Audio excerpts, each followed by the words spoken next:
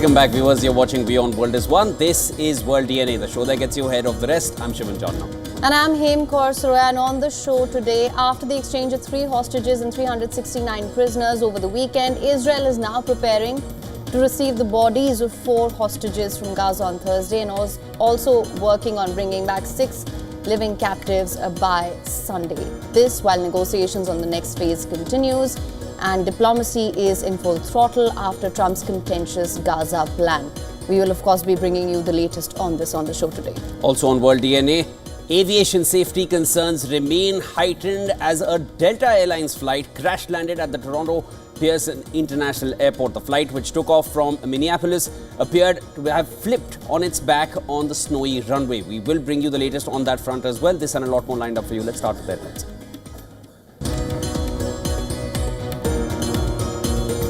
A Delta Airlines jet with 80 people on board flips upside down after crash landing at the Toronto airport. Officials report at least 17 people injured but no fatalities.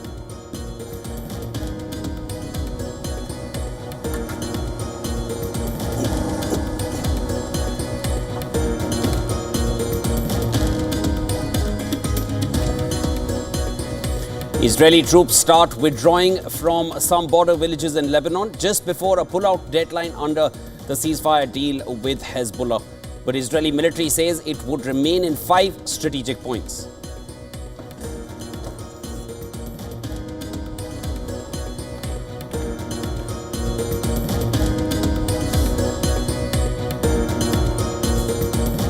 Russian Foreign Minister Sergei Lavrov and President Vladimir Putin's foreign policy advisor Yuri Ushakov arrives in Riyadh.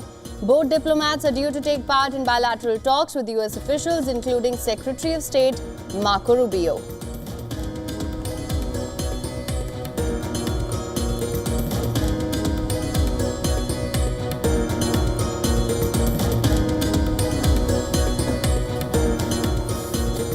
Vatican says Pope Francis has a complex clinical picture with polymicrobial infection of the respiratory tract. Indicates that the 88-year-old Pope's stay in hospital will be longer than initially believed.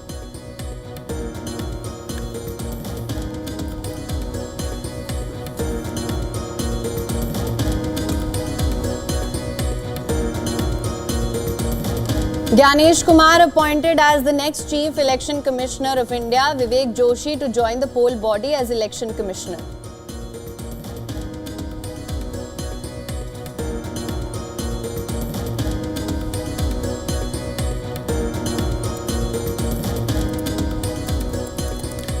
European shares hit record highs driven by a surge in defense stocks as leaders push for increased military spending.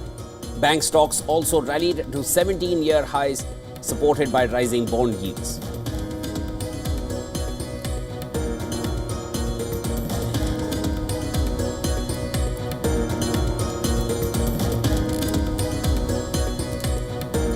Barcelona back on top of Spanish La Liga for the first time since December. The Catalan Giants edged Rayo Vallecano 1-0 to leapfrog title rivals Real and Atletico Madrid.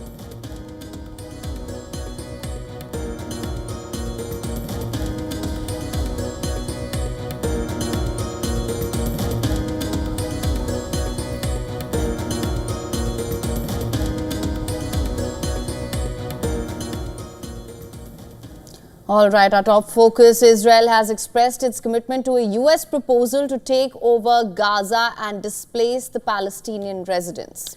And this is as US top diplomat holds talks in Saudi Arabia on the future of the war-torn Gaza Strip. Israeli Prime Minister Netanyahu said that he is committed to US President Trump's plan for the creation of a different Gaza, also promising that after the war there will be neither Hamas nor the Palestinian Authority ruling the territory. Bibi, I want to say it's an honor to have you with us. And with the historic Abraham Accord, something that was really an achievement that was over the past 16 months, Israel has endured a sustained, aggressive, and murderous assault, grave damage around the globe that was done, including... Israel's Defense Minister Israel Katz said that a special agency would be established for the voluntary departure of Gazans within the Ministry of Defense. Furthermore, Israel's far-right finance minister Bezalel Smotrich said that Hamas militants must surrender their arms and leave Gaza. If Hamas refuses this ultimatum, Israel will open the gates of hell, a total, swift and complete conquest of the Gaza Strip, a full halt to aid, no more water, no more electricity, no more fuel. The entire population will be relocated to a designated area and Israel will immediately begin implementing the migration of Gaza's residents to other countries. Meanwhile, U.S. Secretary of State Marco Rubio, who arrived from Israel accompanied by National Security Advisor Mike Waltz and Special Middle East Envoy Steve Witkoff, discussed the Gaza deal with Saudi Arabia's Crown Prince Mohammed bin Salman. Rubio and the Crown Prince reaffirmed their commitment to implementing the ceasefire in Gaza and ensuring that Hamas releases all hostages, including American citizens. Rubio underscored the importance of an arrangement for Gaza that contributes to regional security. The United States said it is open to alternative proposals from Arab governments. According to reports, Riyadh will host a regional summit later this week to discuss Arab alternatives to President Trump's widely criticized plan for Gaza. Egypt, Jordan, UAE, Bahrain, Saudi Arabia, Oman, Qatar and Kuwait will be represented at this Friday summit. Egypt's state-run Al Ahram newspaper said that Cairo is developing a plan to rebuild Gaza without forcing Palestinians out of the Strip. The proposal calls for establishing secure areas within Gaza where Palestinians can live initially, while Egyptian and international construction firms remove and rehabilitate the Strip's infrastructure. Meanwhile, Jordan's King Abdullah II reiterated he was against forcing Palestinians out of the Gaza Strip and said a two-state solution was the only way towards peace.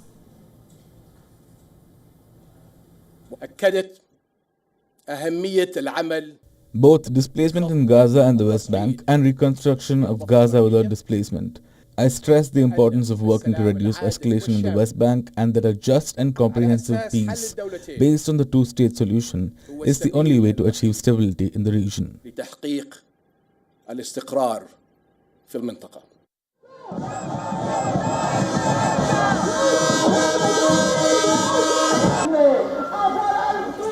In Israel, marking the 500th day since 7th of October 2023 and the attack that took place on that day, thousands took to the streets of Jerusalem and Tel Aviv to demand the release of 73 hostages still held in Gaza. In Jerusalem, protesters gathered outside Prime Minister Netanyahu's residence, chanting slogans for the release of all hostages.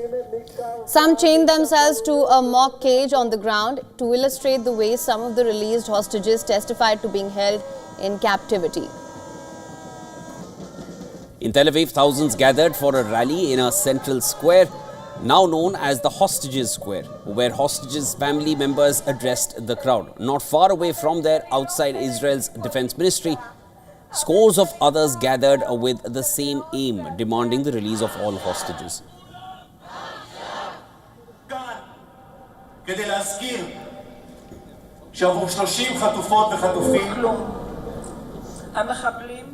Now, there's been growing alarm that the ceasefire agreement could unravel before the end of the 42-day first stage of the truce pact in effect since the 19th of January, leaving many families worried about the return of their loved ones. 19 Israeli and 5 Thai hostages have been released so far, with 73 still in captivity, around half of whom have been declared dead in absentia by Israeli authorities. Now, Israel is expecting to receive the bodies of 4 hostages from Hamas on Thursday under the provisions of the first stage of an ongoing ceasefire deal. According to Israeli media reports, the agreement with Hamas stipulates that the bodies of a number of hostages will be returned to Israel on the 33rd day of the ceasefire, which is Thursday. The IDF has already begun preparations for their return. Meanwhile, according to a poll aired on Israel's Channel 12, 61% of Israelis support continuing with the hostage deal's second phase, which would see the release of all remaining living hostages in exchange for a permanent end to the war, while 26% oppose phase 2 and instead prefer returning to war. 13% say they are unsure. The survey polled 501 Israelis above the age of 18 and there is a 4.4% margin of error.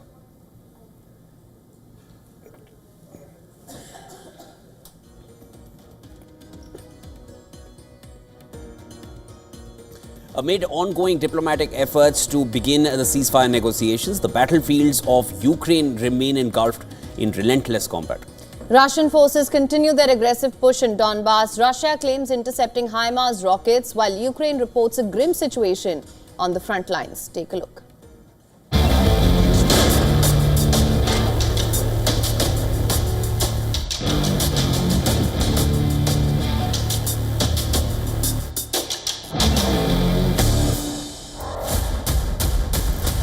The tide of war is shifting.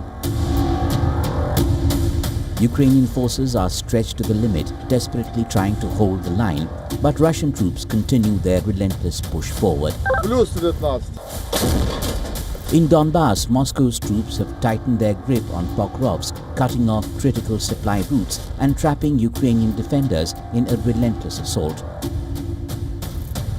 Images released by the Russian Defense Ministry show Russian tanks surging ahead.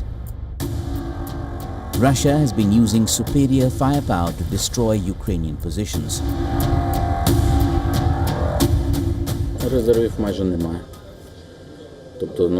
There are almost no reserves. That is, there is almost no available infantry that could stay in such positions. The infantry is now sitting there for a week. They can sit in their positions for 2 weeks.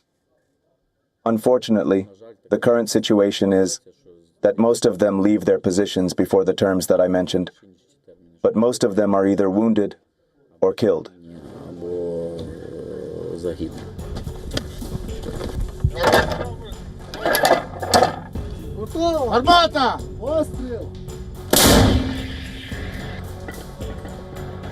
While Ukrainian troops lack the ammunition to halt the Russian advance in northern Kharkiv, they are focusing on bolstering their defenses in a last-ditch attempt to hold their ground. The soldiers momentarily take cover at the ominous rumble of explosions nearby before resuming their work.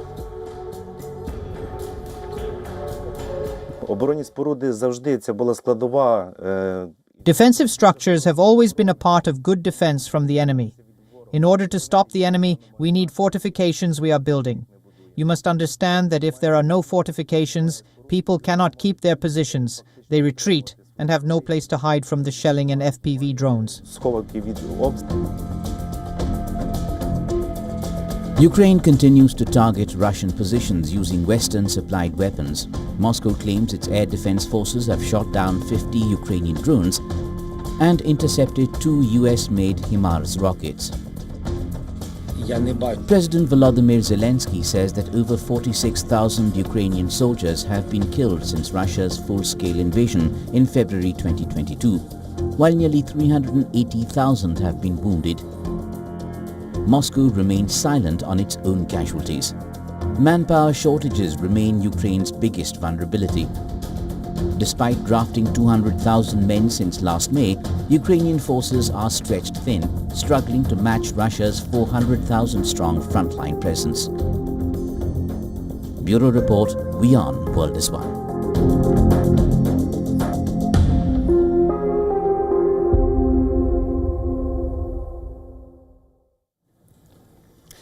Germany heads to early elections in less than a week, and there's much at stake for political parties and citizens alike. Now, just days ahead of early polls, leaders of top parties in Germany participated in a televised debate on Sunday, and this was the second debate before the February 27th elections. The Russia-Ukraine war was a critical part of this face-off between incumbent Olaf Scholz, front-runner Conservative leader Friedrich Merz, and far-right leader Alice Weidel. Ukraine must be a democratic, sovereign nation over whose heads no decisions are made. As Europeans, we will not allow that to happen. That's why I'm going to Paris tomorrow and talking to many friends there, where we're meeting together to agree on exactly that. And with respect, the fact that these meetings of recent days and weeks are taking place in Paris, that Emmanuel Macron has taken the reins of action and the German Chancellor is at best an hourly guest there, is not the role I envisage for Germany in such a dispute. Well, first of all, I welcome the fact that J.D. Vance, the Vice President of the United States, has spoken out so clearly. He has stood up for freedom of speech. And he has acknowledged that you can't build a firewall to exclude millions of voters in the first place. He made it clear that we have to talk to each other. And he also made it clear, just like Donald Trump, that a ceasefire will finally be negotiated in Ukraine and peace will be achieved. Incidentally, this is what the AfD has been demanding for almost 3 years. While politicians debated, citizens protested. Thousands took to the streets again in Berlin against the far right. The demonstrators urged parties to not cooperate with the far right Alternative for Germany or the AfD party. Die Gedanken sind frei. Das stimmt. I just think that the AfD and CDU are a huge problem right now, and that the right is simply far too big to just stay at home and do nothing about it. And I just think that it's right to take to the streets right now, because history must not be allowed to repeat itself. That's why I think it's super important to be active. Deswegen denke ich, dass es super wichtig ist, aktiv zu sein. Protests began shortly after US Vice President J.D. Vance's remarks during a speech in Munich on Friday, where he called on Germans to, and I'm quoting here, drop the long-standing taboo against the far-right party. Leader of Germany's opposition CDU party has repeatedly said that it will not form any alliance with the AfD. The CDU's position falls in line with a historical motto called "We are the firewall," which is a long-standing position of major political parties in the country to not work with the far right. Now, Germany goes to polls on Sunday after the three-way coalition government led by Scholz collapsed in November last year. The Chancellor also lost a vote of confidence in December, triggering early elections.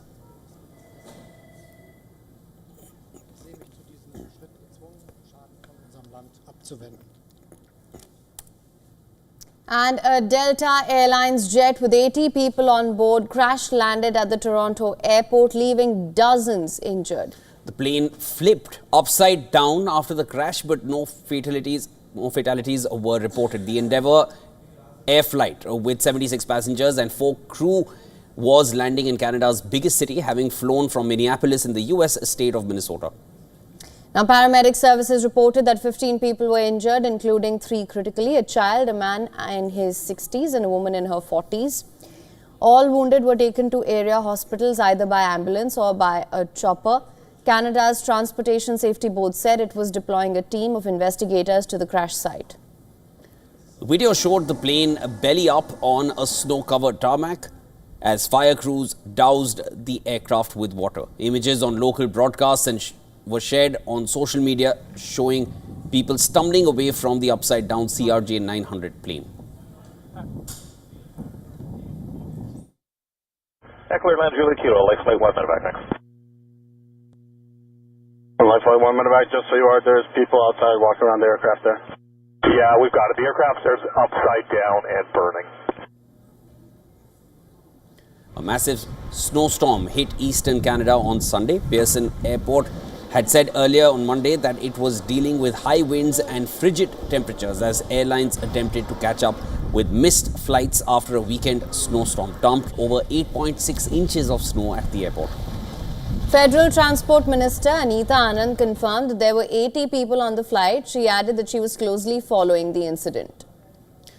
Now, this comes after other recent air incidents in North America, including a mid-air collision between a US Army helicopter and a passenger jet in Washington that killed 67 people, and a medical transport plane crash in Philadelphia that left 7 dead.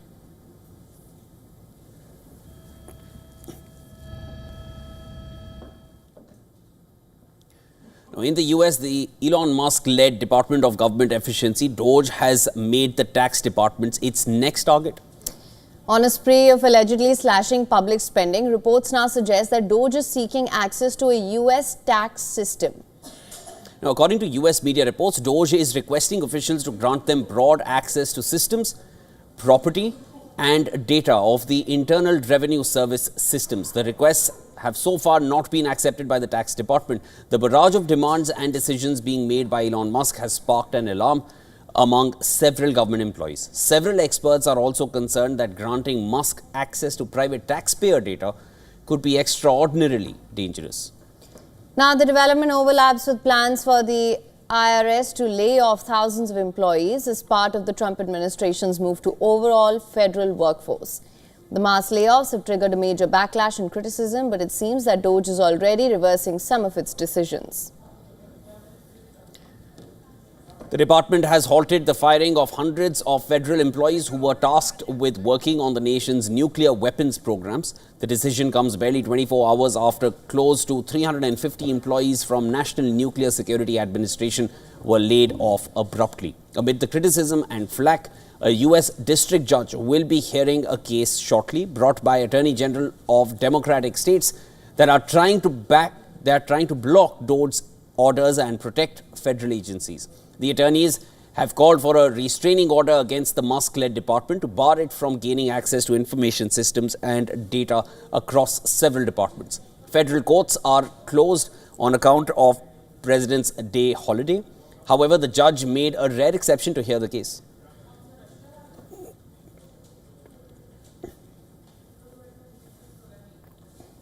Now, this, of course, we know is President Elon Musk. He's also the world's richest man. All right, and a key United Nations report says India was frequently the target of large-scale terrorist attacks by the Islamic State. However, intensified vigilance and security activity in the country had thwarted the terror plans. The 35th report of the United Nations Analytical Support and Sanctions Monitoring Team warns that multiple terror groups, including the ISIL, Al-Qaeda and associated individuals and entities, remain resilient and adapt to counter-terrorism pressures. India, it says, has been able to stifle its plans to a large degree. The report says, and I'm quoting here, ISIL Daesh has been unsuccessful in carrying out large-scale attacks in India. However, its leaders have attempted to instigate lone actor attacks through supporters based in the country. The UN report praises intel and vigilance activity in India under the Modi government. It warns, however, that the pro-ISIL Al-Johar media continued to spread anti-India propaganda through its publication Sirat-ul-Haq. Now, the report points at over 24 terrorist groups operating in Afghanistan, saying UN members states assessed the security threat emanating from the country as a continuing driver of instability for Afghanistan in the region and beyond. UN Secretary General is quoted in the report saying, I continue to call upon all member states to unite to prevent Afghanistan from again becoming a hotbed of terrorist activities affecting other countries. Notably, the report also slams the Taliban. It says the group represents the most serious threats to the de facto authorities, ethnic and religious minorities, United Nations, foreign nationals and international representatives in Afghanistan. The ISIL Khorasan that is active in Afghanistan has benefited from the Taliban's inability to protect itself against infiltration and corruption among its own ranks. Now, this is despite raids conducted to arrest disloyal officials.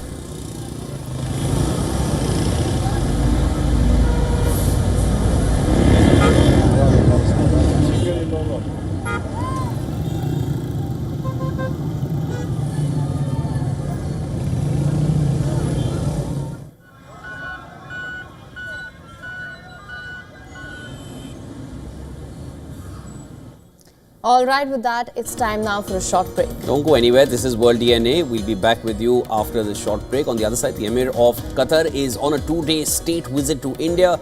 He will be holding talks with Prime Minister Modi. We'll bring you a full report on that.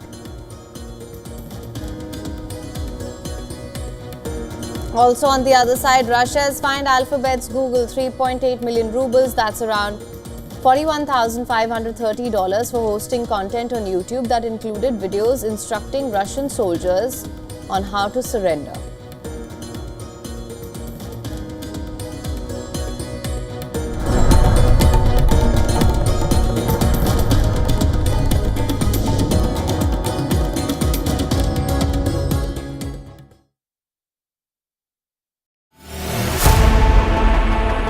Know more, understand better, think ahead.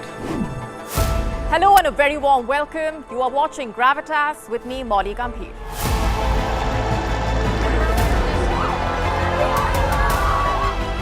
Get the facts, not the bombast.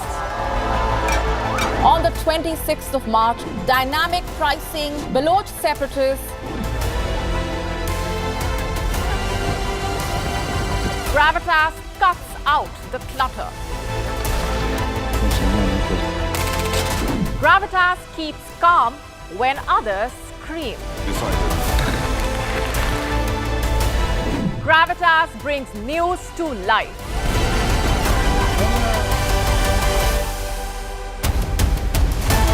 Weekdays 9 p.m. IST, 3:30 p.m. GMT. Gravitas. Seeing is believing.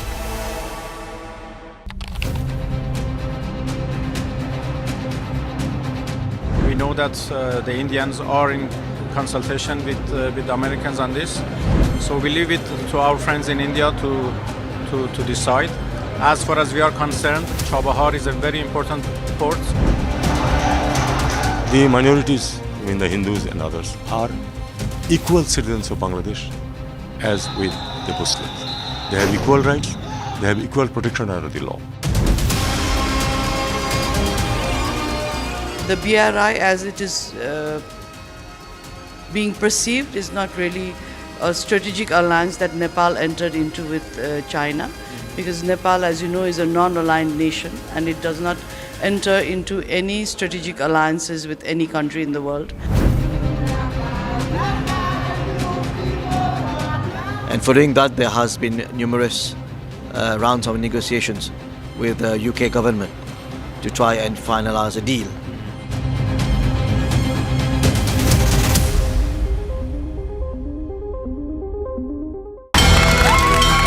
From the bustling trading floors of Wall Street to the vibrant exchanges of Asian stock markets, WION breaks it down for you to make sense of what's happening, as we reveal the key factors behind events, strategic battles, and the game-changing business decisions that shape the world. We bring you all of this and more on World Business Watch. WION, India's global voice, the channel that brings you the biggest stories from across the world through India's lens. Now available in more than 190 countries worldwide, because we believe that the world is one. Watch us in Africa, Europe, USA and Canada, South America, Asia Pacific, Middle East and North African regions. Also available on these digital platforms across the world. WION. World is one. The Earth is sending distress signals. Wildfires, droughts, and melting glaciers. Can we reverse the damage? Explore the harrowing effects of climate change. It's a wake-up call. Global emergency. Climate Tracker on WION World is One. To bring the benefits of the Subhash Chandra Show to your educational institution, teachers and students, send an invitation to Juhi Jha at juhi@such.org.in.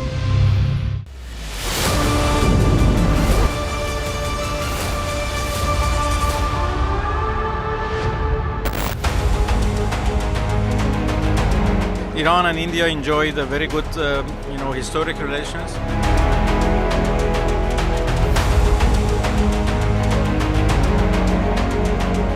People-to-people relationship has been, always there.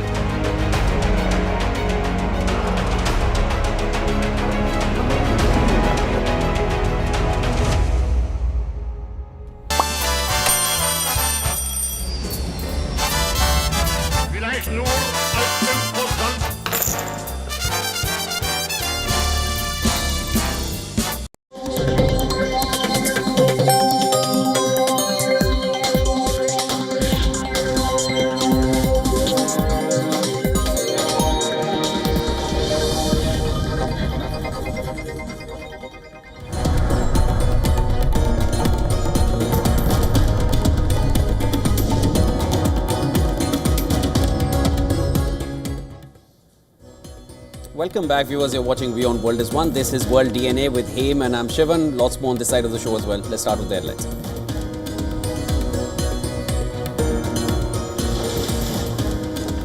French President Emmanuel Macron speaks to US President Donald Trump and Ukraine Zelensky after emergency meeting of the European leaders in Paris, says peace in Ukraine must be accompanied by strong and credible security guarantees.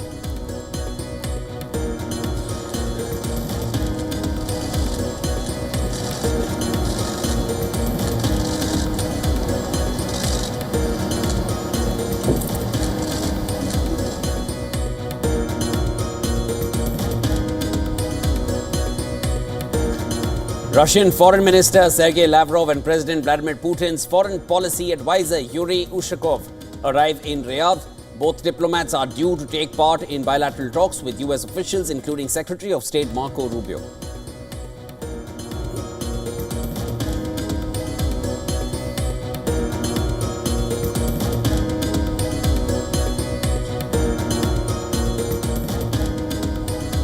Israeli troops start withdrawing from some border villages in Lebanon just before a pull-out deadline under the ceasefire deal with Hezbollah.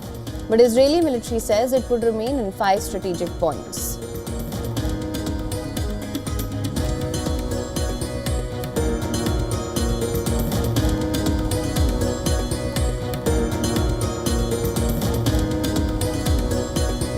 Argentine President Javier Milei denies promoting a cryptocurrency that crashed, losing investors billions of dollars as prosecutors reportedly prepare an investigation into the scandal.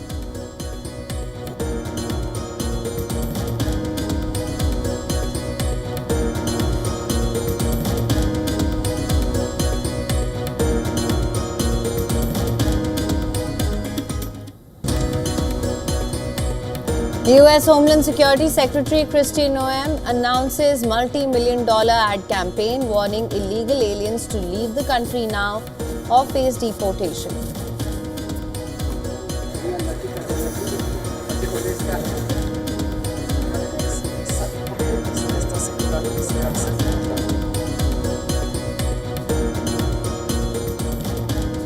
Delta Airlines jet with 80 people on board flips upside down after crash landing at Toronto airport. Officials report at least 17 people injured but no fatalities.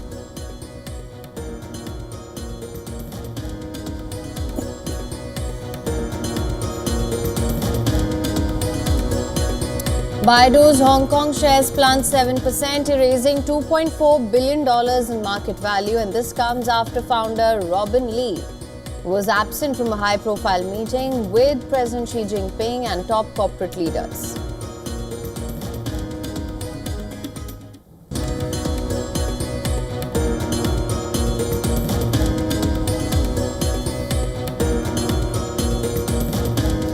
Barcelona are back on top of Spanish La Liga for the first time since December. The Catalan Giants edged Rayo Vallecano 1-0 to leapfrog titled rivals Real and Atletico Madrid.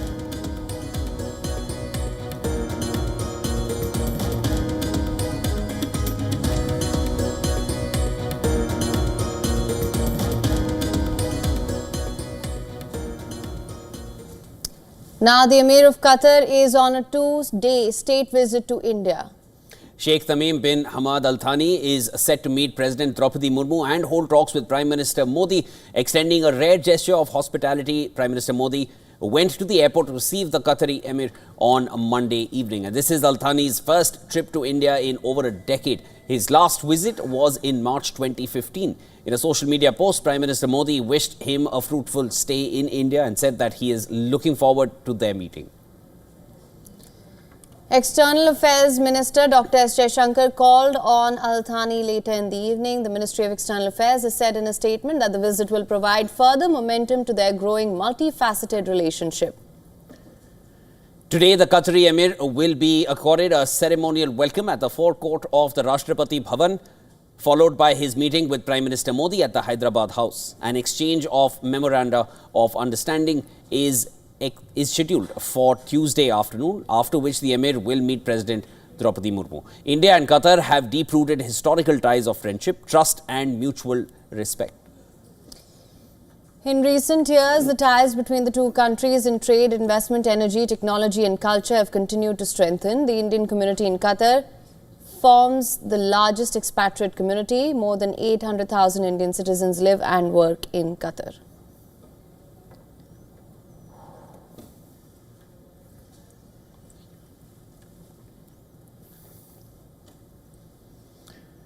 India has named Ganesh Kumar as the new Chief Election Commissioner, and the appointment was made hours after the meeting of the selection committee, which comprises Prime Minister Modi, Union Home Minister Amit Shah and Leader of the Opposition Rahul Gandhi.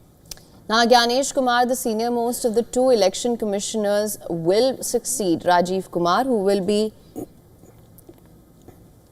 demitting the office on the 18th of February as the next Chief Election Commissioner. He would be in charge of elections in 5 states. Opposition ruled Bengal, Kerala and Tamil Nadu, and NDA ruled Bihar and Assam in the immediate future. The election in Bihar is due later this year. The rest take place in 2026. Ganesh Kumar, who will stay in post till 26th of January 2029, will altogether steer the Election Commission through 20 assembly elections, elections for President and Vice President in 2027, and preparations for the 2029 Lok Sabha elections.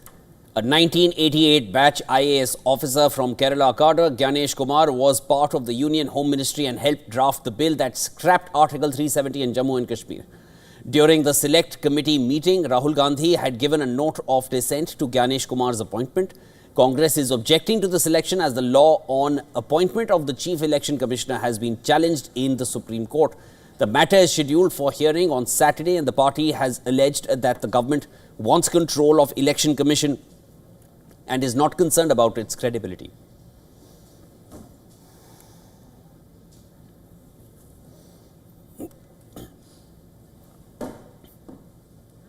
Now, the Sri Lankan army has issued a clarification on retention of passports belonging to army personnel, and under this directive, passports of personnel holding the rank of major and below will be retained by their respective regiments. Controversy has arisen amid the administrative order issued by Army headquarters on the 16th of February.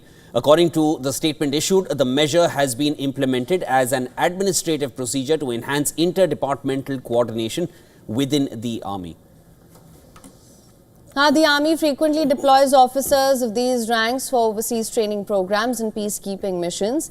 And in order to ensure smooth execution of administrative processes related to such deployments, it's important to verify the validity, accuracy and prompt retrieval of the passports of officers. The move also comes as a significant number of these personnel are stationed in remote locations and typically keep their passports at home. As a result, obtaining them in a timely manner has been challenging, causing administrative delays.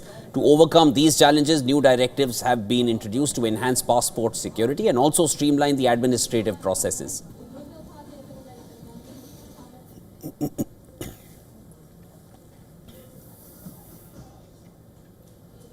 Now, in an exclusive interview to WION, Bangladesh's foreign advisor Tauheed Hussain talks about Bangladesh's relations with Pakistan. He said his government will not do anything that puts India's security at risk. There's more in this conversation. Listen in. I do not see any possibility that the relation with Pakistan, whatever improvements we make on issues where some deliberate effort was being made to put it down or create hindrances. We just want to remove those, and I don't see any reason why Indian security should be jeopardized because of that. Because we are not going to do anything that affects the internal security of India. No.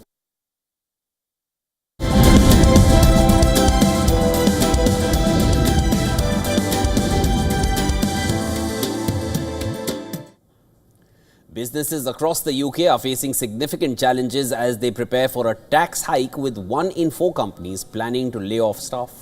Now, this marks the highest proportion of employers considering redundancies in the past decade, excluding the pandemic. According to a survey by the Chartered Institute of Personnel and Development, rising national insurance rates and a lower earnings threshold are hitting businesses hard. Retail and hospitality sectors are expected to be the hardest hit, as companies already struggled with higher costs, and this major tax increase set to take effect in April is affecting employer confidence, which has fallen to its lowest point in 10 years outside of the pandemic. While the private sector is grappling with the rising tax burden, the public sector is seeing a more optimistic outlook, and this follows recent pay rises funded by the tax increases.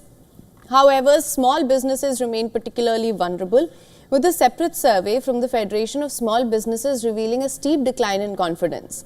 More than a quarter of small businesses expect to shrink in the first quarter of 2025, and over 67% of the small business owners cited the tax burden as a critical barrier to growth, and the new regulations like the Employment Rights Bill adds to this strain. As the economy shows signs of stagnation, the government's £25 billion tax raid is exacerbating the situation.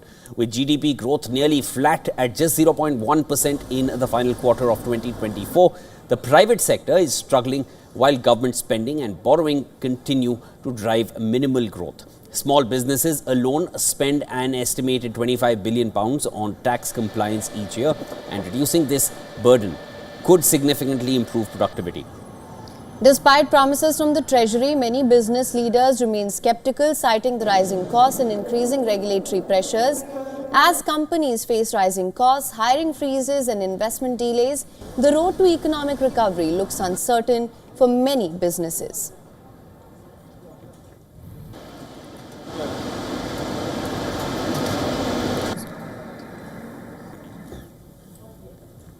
Ukraine, long known for its vast mineral wealth, is now at the center of a global power struggle. Beneath it, its soil lies trillions worth of critical minerals.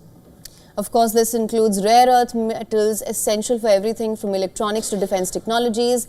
Why these minerals are so valuable, what's at stake for both Ukraine and the United States, and the complex negotiations unfolding behind the scenes. Here's a report for more on this.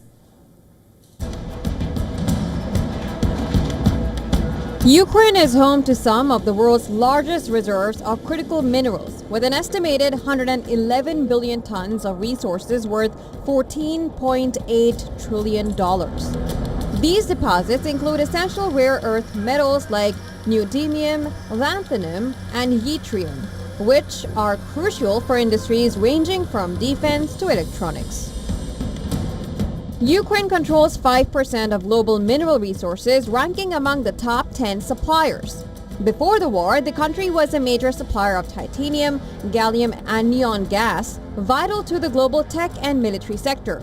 However, since the Russian invasion, about 40% of Ukraine's mineral resources are now under Russian control, complicating access to these strategic minerals. The U.S. seeking to reduce its reliance on China for rare earth metals has shown increasing interest in Ukraine's mineral wealth. In talks with Ukrainian President Volodymyr Zelensky, the U.S. proposed a deal that would grant access to these resources in exchange for continued military aid. However, Zelensky rejected the proposal, citing concerns over the lack of security guarantees for Ukraine. That is why I did not allow ministers to sign the agreement, because it is not ready. In my opinion, it does not protect us. It is not ready to protect us, our interest. For me, it is very important to talk about investments in Ukraine, and investments in particular. And it must be written out legally correctly, and it is an investment. The race for Ukraine's rare earth metals is intensifying as global powers seek to secure these vital resources. The U.S. sees Ukraine's mineral deposits as a potential game changer in reducing China's stranglehold on the market. However, extracting these metals is a complex and lengthy process, often taking years to develop mines and build supply chains. With the ongoing war, investment remains uncertain and logistical challenges persist. Despite these hurdles, the potential of Ukraine's rare earth metals could reshape the global balance of mineral supply and national security. Business Bureau Report, WION, World is One.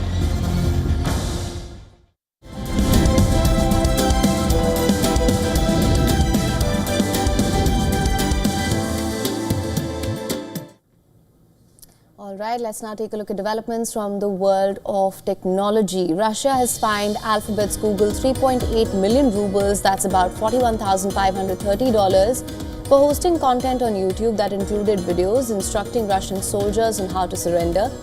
Russia has for several years ordered foreign technology platforms to remove content it deems illegal, such as what it calls fakes about the Ukraine war. Russia in the past has been accused of deliberately disrupting YouTube's download speeds to prevent Russians from viewing content, which is critical for President Vladimir Putin and his government. Last year in December, Putin accused Google of being a tool used by the US government to score political points.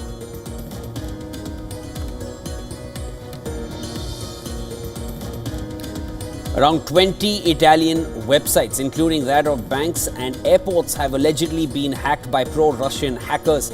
Italy's cybersecurity agency has said that the cyber attacks were carried out by a pro-Russian hacking group called No Name 057. The agency claims the attack is linked to recent tensions between Rome and Moscow. Earlier this month, Italian President Sergio Mattarella compared Russia's war on Ukraine to the expansion of Nazi Germany before World War II.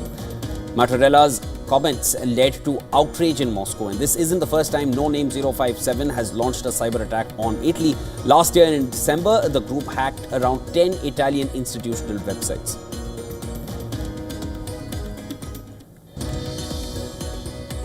India's traffic woes could soon get some relief. Indian electric aircraft startup, the E-Plane company, has announced a landmark deal that could transform emergency medical services across the country. The company has revealed that it will be supplying around 788 electric vertical takeoff and landing aircraft or eVTOLs to an air ambulance service provider. The deal, valued at over $1 billion, aims to deploy these flying ambulances in every district of India.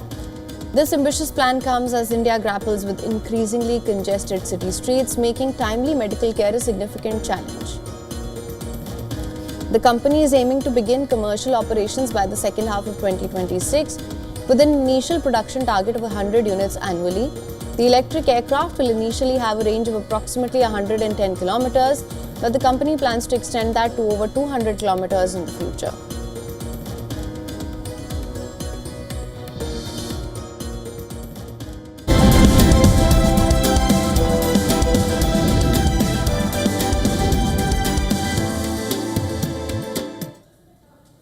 Defending champions Royal Challengers Bengaluru have made it 2 wins in 2.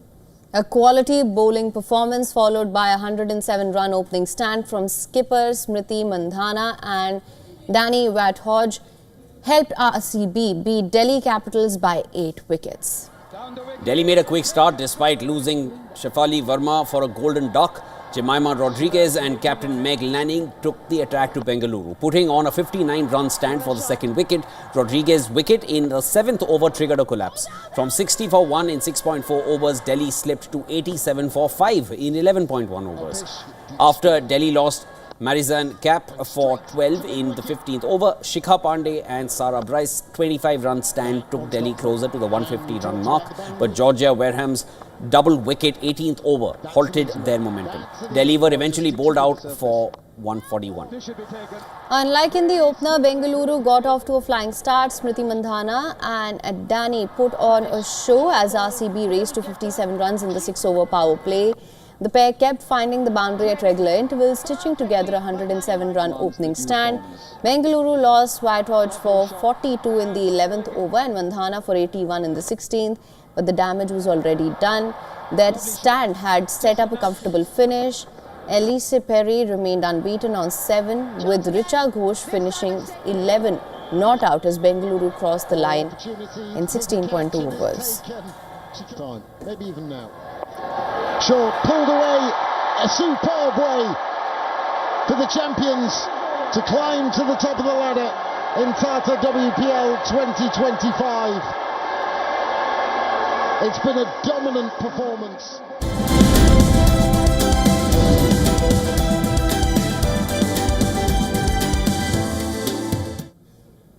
All right, let's now take a look at all the movies which have enjoyed a premiere at the Berlin Film Festival. Stars of What Marielle Knows walked the red carpet at the Berlinale for the movie's world premiere at the 75th edition of the Berlin International Film Festival. The German drama, which is written and directed by Friedrich Hamberleck, is competing with 18 other films for the top prize at the Berlinale. What Marielle Knows stars Julia Gent and Felix Kramer. The cast of comedy drama If I Had Legs, I'd Kick You also walked the red carpet at the Berlinale for the premiere of their movie. The film, written and directed by New York-based Mary Bronstein, actor Rose Byrne, who was nominated for 2 Emmy Awards for her role in the TV series Damages, stars as Linda, a working mother who starts to unravel after she has to stay in a hotel room with her sick child due to a huge hole in her apartment's ceiling.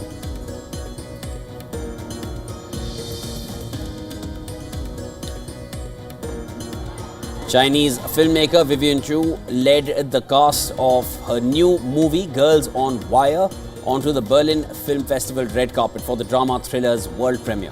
Girls on Wire is one of 19 films vying for the festival's Golden Bear top prize. It centers on 2 young women, cousins Tian Tian and Fang Di, played by Liu Huokun and Wen Chi, respectively. The 75th Berlin Film Festival runs until February 23rd.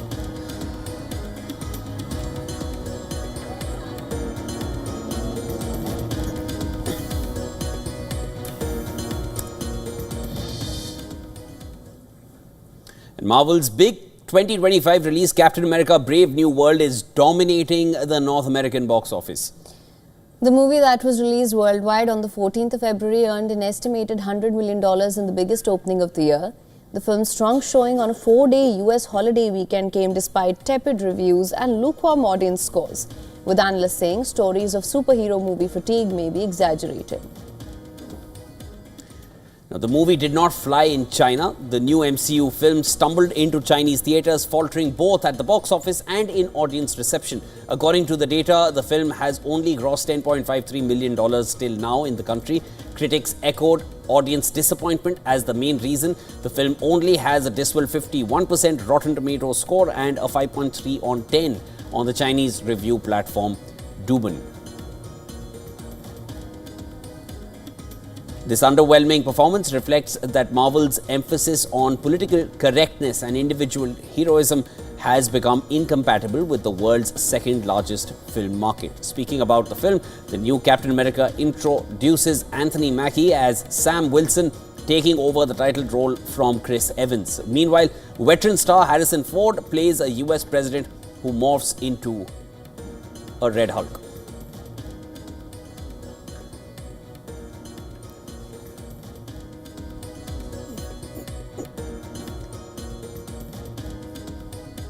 All right, Hong Kong's youngest celebrities, twin 6-month-old panda cubs have made their first public appearance before adoring fans.